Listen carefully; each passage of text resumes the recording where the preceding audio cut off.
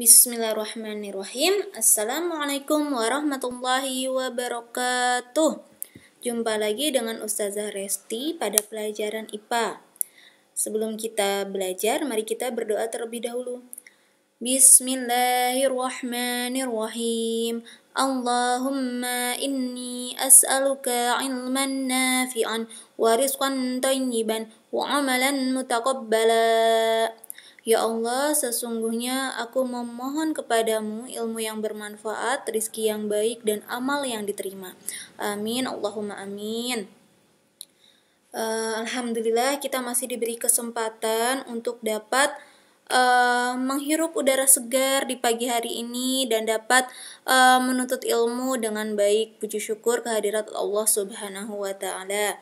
Nah, pada pertemuan kemarin, pada saat pembelajaran matematika, Ustazah sudah menyampaikan salah satu doa ya, agar kalian dapat istiqomah dalam beribadah, dalam belajar, maupun melakukan hal kebaikan lainnya.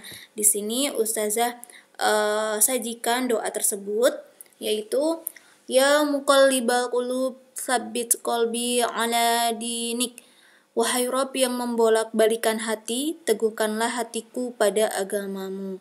Nah, mudah-mudahan dengan senantiasa memanjatkan doa ini, Allah akan memudahkan kita dalam menuntut ilmu, dalam melakukan kebaikan-kebaikan, dan dalam beribadah lainnya. Amin, Allahumma amin. Nah, selanjutnya materi IPA yang akan Ustazah sampaikan pada hari ini yaitu mengenai campuran. Oke. Nah, apa itu campuran? Campuran adalah materi yang terdiri atas dua jenis zat atau lebih yang masih mempunyai sifat asalnya. Jadi terdiri dari dua zat atau lebih. Berarti bisa 3 zat, 4 zat, dan lain sebagainya. Nah, campuran ini dibedakan menjadi dua jenis. Yang pertama yaitu campuran homogen. Pengertiannya akan Ustazah jelaskan di slide berikutnya. Nah, campuran homogen ini contohnya adalah larutan garam, larutan gula, sirup, air hujan, dan spiritus. Nah, ini ya. Sebelah kiri ada gambar dari campuran homogen, air ditambah gula.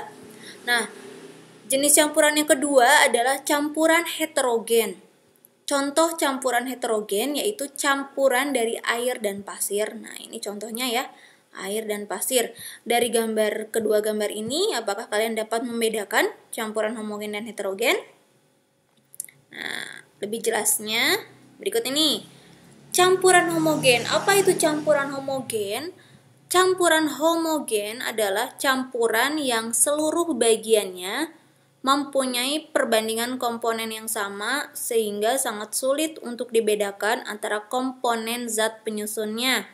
Nah, sangat sulit dibedakan antara komponen zat penyusunnya. Maksudnya gimana Ustazah? Nah, ini. Contohnya adalah ini contoh campuran homogen adalah larutan, yaitu terdiri atas zat terlarut dan pelarut. Nah, zat terlarutnya contohnya tadi adalah gula, pelarutnya adalah air. Nah, gula dan air, misalkan air panas gitu ya. Gula dan air panas ini setelah dicampurkan akan menjadi larutan. Nah, ketika setelah menjadi larutan, ternyata bisa dilihat oleh kita bahwa penyusun-penyusunnya itu tidak dapat dibedakan. Jadi setelah dicampur kita tidak dapat membedakan mana gula dan mana air. Maksudnya tidak dapat terlihat komponen penyusunnya. Seperti itu. Nah, larutan ini terdiri dari zat terlarut dan pelarut. Partikel zat terlarut tidak dapat terlihat sehingga tidak dapat dibedakan dengan pelarutnya. Nah, itu ya, paham ya? Campuran homogen itu adalah campuran yang tidak dapat dibedakan mana yang zat terlarut dan mana pelarutnya setelah dicampurkan. Nah, larutan ini dibedakan menjadi 3 jenis, yaitu larutan asam, larutan basa, dan larutan garam. Berikut Ustazah sajikan tabel perbedaan asam dan basa. Apa itu larutan asam dan apa itu larutan basa? Nah, kita bisa melihat ciri dari masing-masing larutan asam dan basa. Nah, ciri yang pertama untuk larutan asam adalah rasanya masam. Nggak boleh dicoba ya, kecuali dalam makanan seperti cuka atau perasan jeruk itu boleh dicoba. Tapi kalau larutan kimia yang bersifat asam itu tidak boleh dicoba karena bisa berbahaya. Nah, untuk larutan basa itu rasanya agak pahit dan tidak boleh dicoba. Contohnya itu adalah larutan deterjen, sabun mandi, dan lain sebagainya. Nah, asam ini bersifat korosif. Korosif itu apa? Korosif itu adalah menimbulkan karat atau perkaratan. Itu besi berkarat itu karena terkena oleh larutan asam. Nah, untuk basa bersifat kaustik atau merusak kulit. Kemudian larutan asam itu dapat mengubah lakmus biru menjadi merah. Asam M berarti terakhirnya merah. Nah, kalau larutan basa mengubah kertas lakmus merah menjadi basa. Basa B berarti terakhirnya adalah biru. Asam itu biru ke merah, basa itu merah ke biru. Kemudian larutan asam menghasilkan ion H+ dalam air, sedangkan larutan basa menghasilkan ion OH- dalam air. Larutan asam sebagian bereaksi dengan logam menghasilkan H2. H2 ini apa? H2 ini adalah gas hidrogen. Untuk larutan basa itu ciri-cirinya adalah terasa licin di tangan. Kemudian larutan asam memiliki pH atau derajat keasaman. Jadi pH ini adalah kepanjangannya adalah pangkat hidrogen atau nama lainnya derajat keasaman. Di mana pH asam itu kurang dari 7. Sedangkan pH basa itu lebih dari 7. Nah, kalau pH-nya pas atau sama dengan 7 itu masuk ke larutan garam atau larutan netral. Kemudian contoh larutan asam itu adalah larutan jeruk, cuka, hujan asam, dan lain-lain. Contoh larutan basa ada sabun cuci, sabun mandi, larutan soda kue, larutan deterjen, dan lain sebagainya. Nah, itu ciri-ciri asam dan basa. Kemudian indikator asam basa. Maksud indikator asam basa adalah suatu senyawa yang dapat menunjukkan perubahan warna apabila bereaksi dengan asam atau basa. Jadi ini tuh suatu alat atau suatu bahan yang dapat digunakan untuk membedakan mana larutan asam atau mana larutan basa gitu ya. Nah, indikator asam basa ini dibedakan menjadi indikator alami dan indikator buatan. Contoh dari indikator alami yaitu kunyit, bunga mawar, kubis merah, kubis ungu, dan bunga kembang sepatu. Nah, bedanya apa? Nah, ketika menggunakan ekstrak kunyit, ternyata larutan yang bersifat asam itu ekstrak kunyitnya akan berubah menjadi kuning cerah. Sedangkan untuk larutan basa, ekstrak kunyitnya menjadi jingga atau orange. Selanjutnya untuk ekstrak kubis kol merah. Pada larutan asam itu berwarna merah, pada larutan basa berwarna hijau untuk basa lemah dan berwarna kuning pada basa kuat.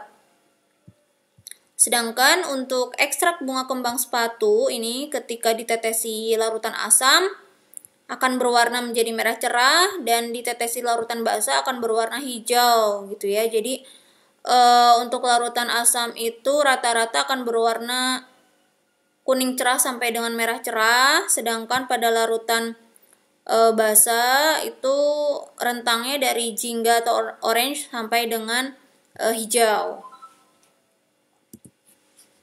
Nah, yang kedua adalah indikator buatan. Kalau tadi indikator alami, nah selanjutnya adalah indikator buatan. Indikator buatan ini contohnya adalah kertas lakmus. Kertas lakmus itu seperti apa, Ustazah? Kertas lakmus itu kertas yang khusus digunakan untuk membedakan larutan asam dan basa.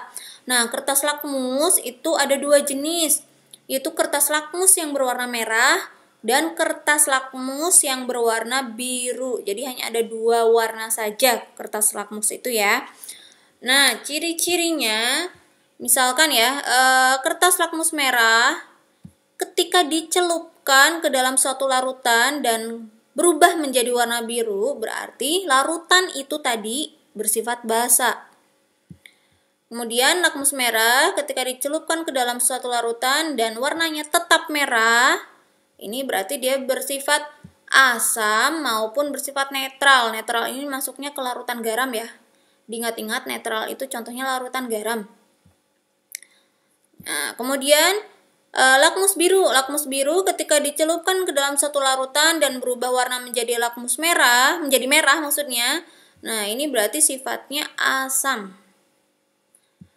Kemudian lakmus biru dicelupkan ke dalam satu larutan dan warnanya tetap biru. Ini berarti bersifat basa maupun bersifat netral. Jadi cirinya apa? Lakmus merah kalau tetap merah dan lakmus biru tetap biru, berarti itu keduanya netral. Atau merah tetap merah asam, biru tetap biru basa. Merah menjadi biru basa, biru menjadi merah asam. Diingat-ingatnya gini saja. Kalau larutan asam berarti akhirnya ujungnya adalah hasilnya lakmusnya berwarna merah. Tapi kalau basa akhirnya lakmusnya menjadi warna biru gitu. Nah, ini gambarnya nih. Ini kertas lakmus biru awalnya. Setelah dicelupkan nih, nah bagian yang dicelupkan ke dalam larutan asam akan menjadi merah. Kemudian lakmus merah ketika dicelupkan ke dalam larutan basa ini akan berwarna biru sampai dengan ungu. Gitu ya. Nah, selanjutnya adalah larutan garam. Jenis senyawa garam yang paling dikenal adalah garam dapur yang biasa kita konsumsi untuk memasak, untuk penyedap atau penambah rasa asin dalam makanan. Nah, nama senyawa kimia dari garam dapur adalah natrium klorida atau singkatannya NaCl. Na itu natrium, Cl itu klorida. Garam ini banyak digunakan dalam pengolahan makanan.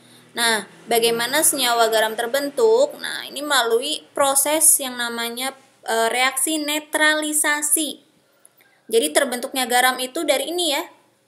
Tadi larutan asam dicampur larutan basa itu akan menghasilkan garam plus air.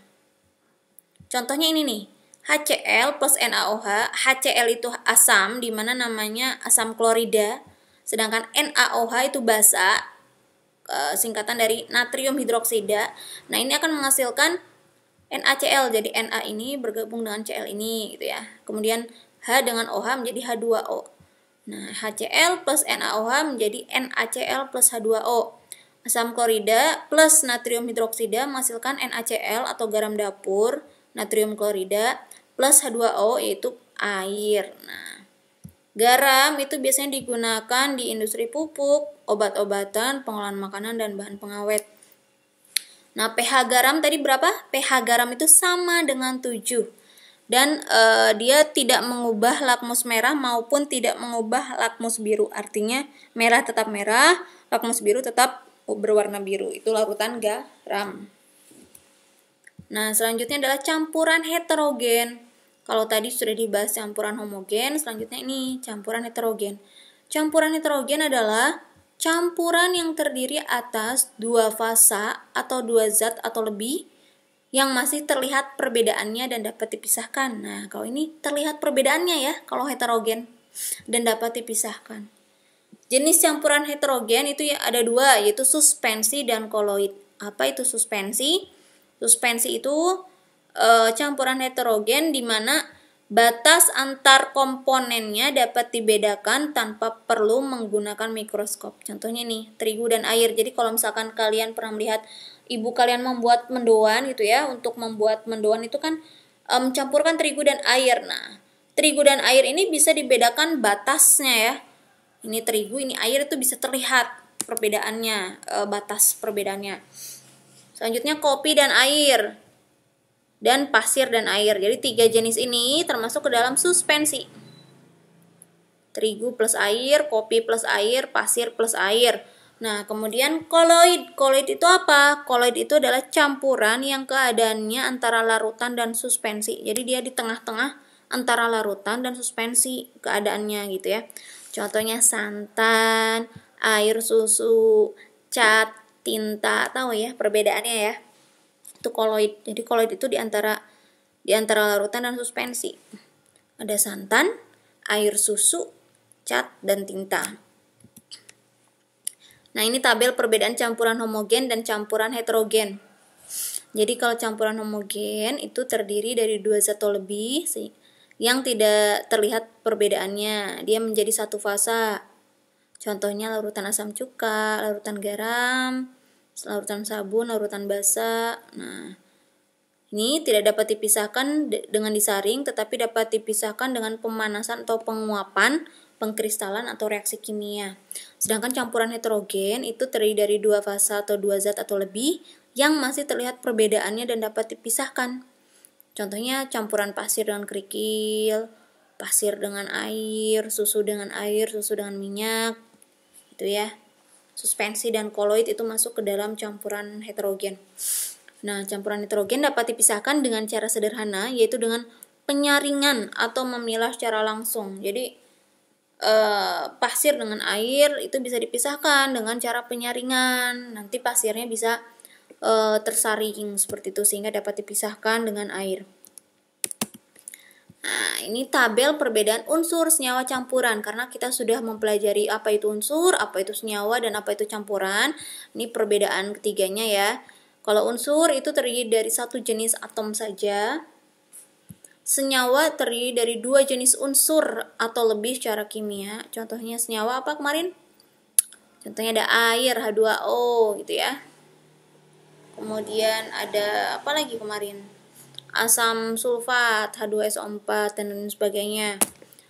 Nah, campuran itu tersusun dari 2 atau lebih unsur senyawa secara fisika. Contohnya tadi ya, campuran homogen yaitu larutan, dan campuran heterogen yaitu suspensi dan koloid. Contoh-contohnya dipelajari yang tadi sudah Ustaz jelaskan. Nah, kemudian unsur itu tidak dapat diuraikan menjadi zat yang lebih sederhana dengan reaksi kimia biasa. Sedangkan senyawa dapat diuraikan menjadi unsur-unsur penyusunnya dengan reaksi kimia biasa, dan campuran dapat dipisahkan menjadi zat-zat penyusunnya secara fisika. Secara fisika berarti maksudnya dengan cara fisik, penyaringan gitu yang tadi sudah Ustazah jelaskan.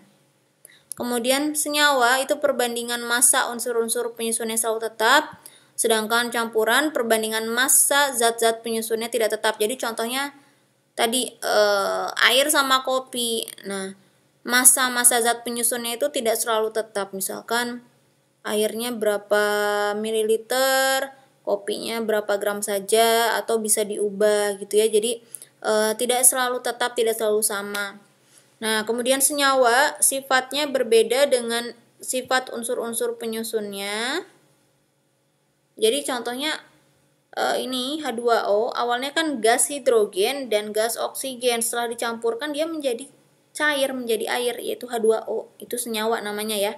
Jadi sifatnya berbeda dengan sifat unsur-unsur penyusunnya. Jadi setelah dijadikan satu menjadi senyawa, itu berbeda dengan ketika belum menjadi senyawa. Sedangkan campuran sifatnya sama dengan sifat zat-zat penyusunnya. Jadi contohnya gini, gula sebelum dicampurkan dengan air itu kan manis. Nah, kemudian gula dicampur dengan air menjadi larutan gula, juga rasanya tetap manis. Nah, itu maksudnya sifatnya sama dengan sifat zat-zat penyusunnya.